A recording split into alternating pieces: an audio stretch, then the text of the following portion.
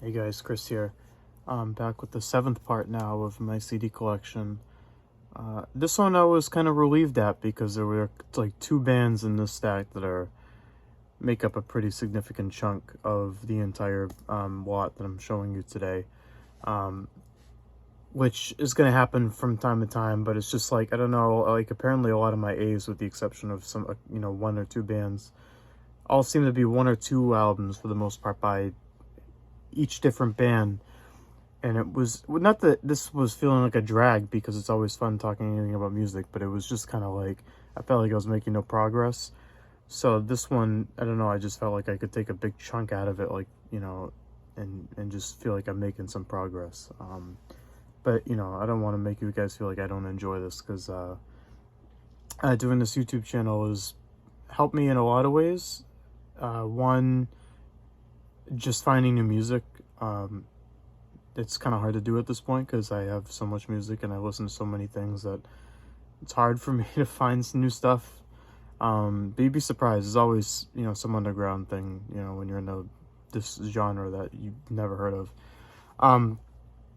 But also help me get more comfortable with myself and doing these videos. Like I've said before, like I'm, growing up in my whole entire life, I was very shy and still am very shy in a lot of ways, but I've overcome that to the help of many of you guys and pushing me to do this. So it's much appreciated. But with all that out of the way, I'm going to start with Annihilator, Alice in Hell. Don't need to get into that. I think most of you know what that is. It's a classic for a good reason. Unfortunately, it's the only album I own by them. I don't know for any particular reason why. Most of their releases are really good, but for whatever reason, this is the only one I have. The next one I've got is by a band called Another Black Day. I believe it's a self-titled. And it's just like mid-2000s, hard rock, radio rock type stuff. Yeah, it was just like some underground band that I had found on iTunes. Used to have these playlists. I forget what they were called. This is like way back. I don't know if any of you will remember. God, I forget what they were called, but it was almost like Spotify made playlists, but this was like for iTunes. I want to say like even maybe 12 years ago, 13 years ago. It's been a long time. Maybe not quite that long, but at least a decade. And this was on like one of the hard rock playlists that they had of some like underground stuff, and it's decent if you are into that kind of thing. Another one I've got here that's kind of just like a whatever type thing is, this is, for some reason, this is the only CD I have, and the first of all, the CD is called Another Society, One Last Step, but the cover is the back of the CD, and the track listing is the front. And I thought maybe that someone that just had, because I got this pre-owned, maybe they just swapped them for some reason. But the actual front is the booklet.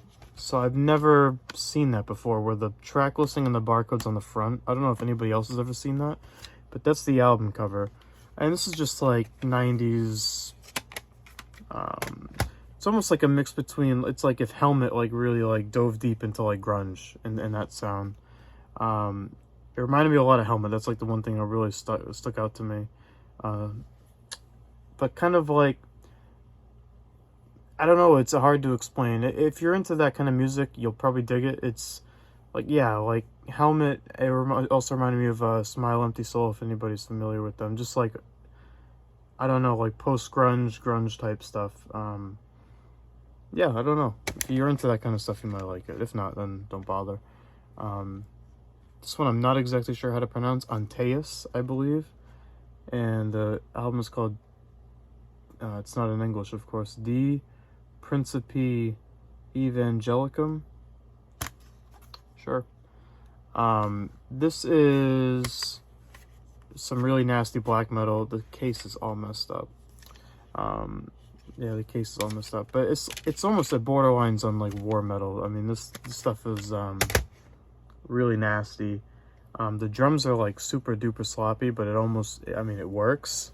But yeah, that's some pretty nasty black metal. I think a lot of you would like that.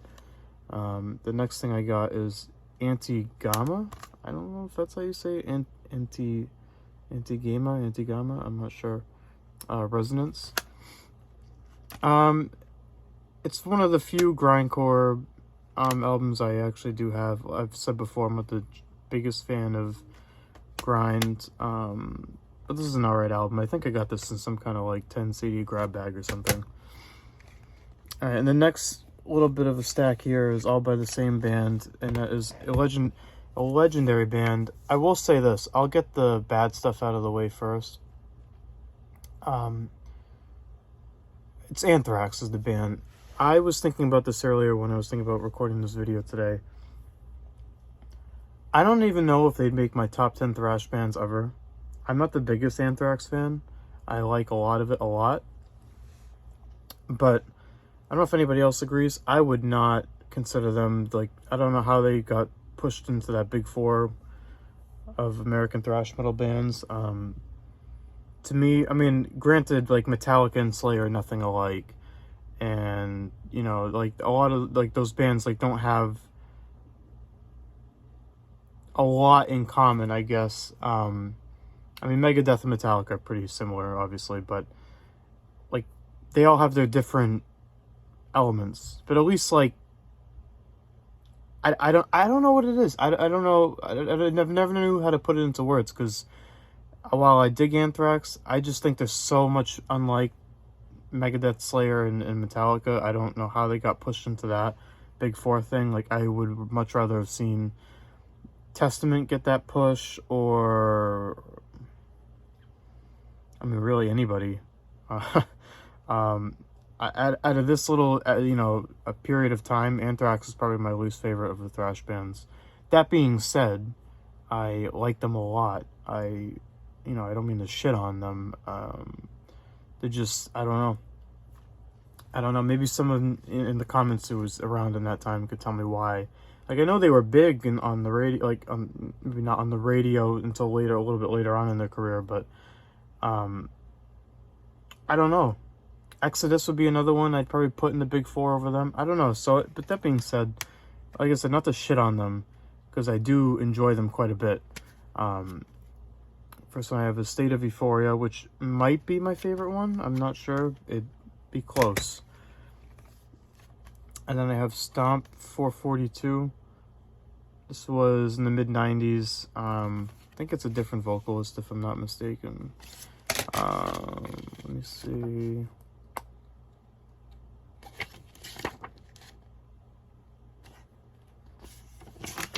Dead Air. Nothing like Dead Air. Yeah, I don't know. I can't remember off the top of my... Yeah, here you go. Some guy named John Bush. I don't know. I don't know if he was in other bands or not, but... that was not bad. That was not bad. And same thing with... ooh, what happened here? What this one right here? Ooh, wait a minute. Still got a sticker on here. Come on. Oh, of course. Okay, well, the sticker's not ripping off. Don't you hate that? I'm really OCD about stickers. Yes, I am going to do this right in the middle of this video because I hate them so much. And if I don't do it now, I'll forget. There we go. Anthrax. Anthrax. The Sound of White Noise. I want to say this was the album before Stomp 442. And I also really enjoy that album. I'm sure it's not like the old school fans' favorites, but I dig it. Then I have Spreading the Disease, which is a classic. What can you say about that one? That might be, I think if I had to pick one, this is probably my favorite one. And you have Persistence of Time, just another classic. Among the Living, which is probably their most well-known album. If I had to guess, I mean, the self-titled, I mean the title track rather. Caught in the Mosh, Indians. I mean, there's, you know, I think that was their most, I would have to imagine their most commercially successful album. Then I have For All Kings. I don't remember how long that they were gone, you know, when this album came out, if there was any length of time in between albums, but I remember this kind of being a big deal, at least the little I was really getting into that kind of music at this time. You know, it would have been, you're really just starting to follow some of this kind of stuff, like following it. And I thought that this was a pretty big deal, but I could be wrong. But I just know that this, from what I had seen, surpassed expectations of what people had. And it's a very good album. And then I have Attack of the Killer Bees, which is a fun album. And that's it for Anthrax. I think I'm just missing like a few of them. Just a few here and there, which is just kind of like when I haven't found it cheap. That's why I don't have it. The next I have is Apathy, I think is how you say, Our Decayed Remains. This is some weird stuff. This is like hardcore mixed with like melodic death metal. I don't know. It's like, it's really hard to explain. And I'm just now seeing that I didn't realize there was 6 members of this band. I don't know how. When you listen to it, that wouldn't really make sense. But yeah, it's interesting. It's a really interesting listen. I don't know. I don't know how to really explain it more than that. And those two things sound like they should have nothing to do with each other, but it kind of works. It's not my favorite. The recording doesn't sound amazing, but it's all right. Apiary, I believe is how you say that. Lost in Focus.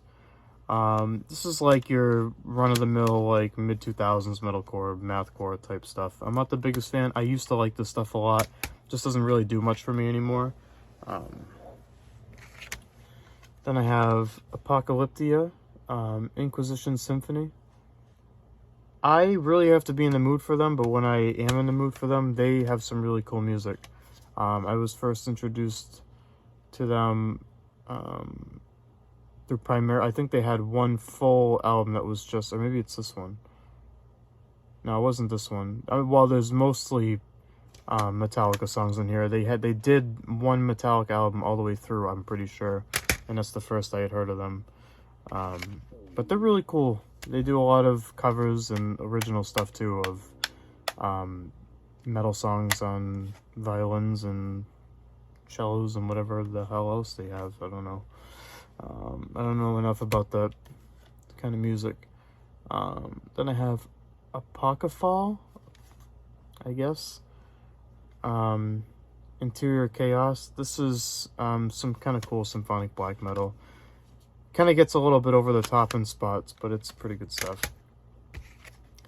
Then I have Arcana, Ark of the Testimony, which I'm a huge Buckethead fan, which is the reason I bought this. This is like that whole group of people that I don't know who owns the label or not, but like if anybody's familiar with that little group that Buckethead had, you know, around him, Bill Laswell's it's a Bill Laswell album, I believe. He's like the main focus on this, but that's someone that Buckethead has made music with a bunch of times, and there's some other people featured in here that Buckethead has collaborated with, so I was familiar with some of this. It's some cool stuff. There's like, it's like soundscapes, it's like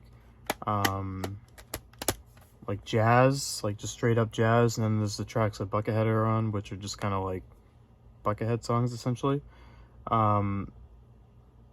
Yeah, if you're a Buckethead fan or whatever you're a fan of, I would check that out. It's really cool.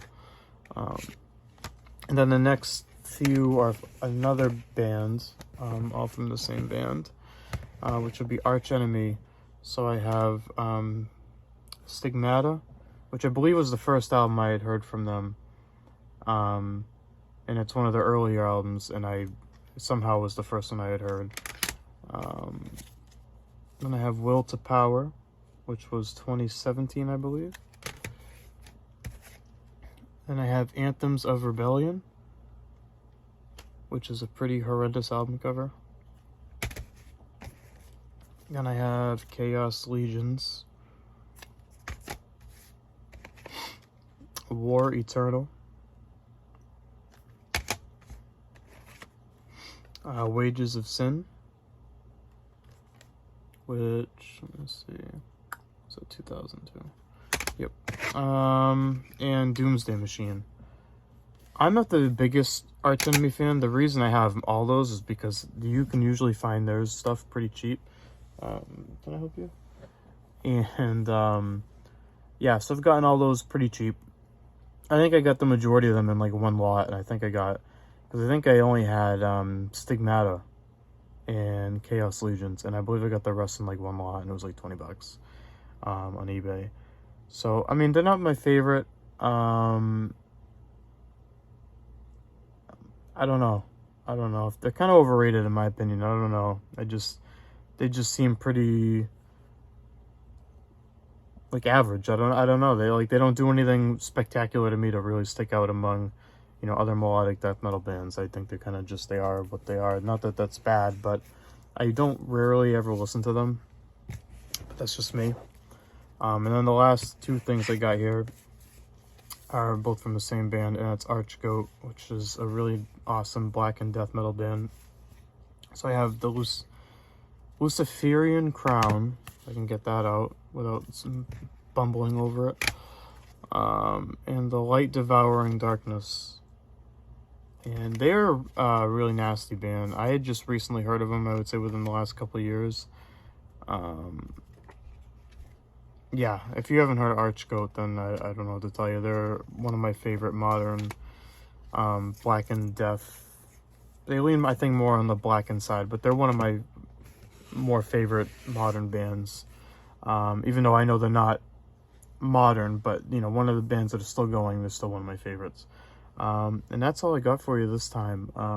Like I said, this was a huge relief getting some of these done. It was like a big stack I could get done out of the way. And hopefully, like I said, just gonna keep trucking along, and hopefully you guys will keep watching.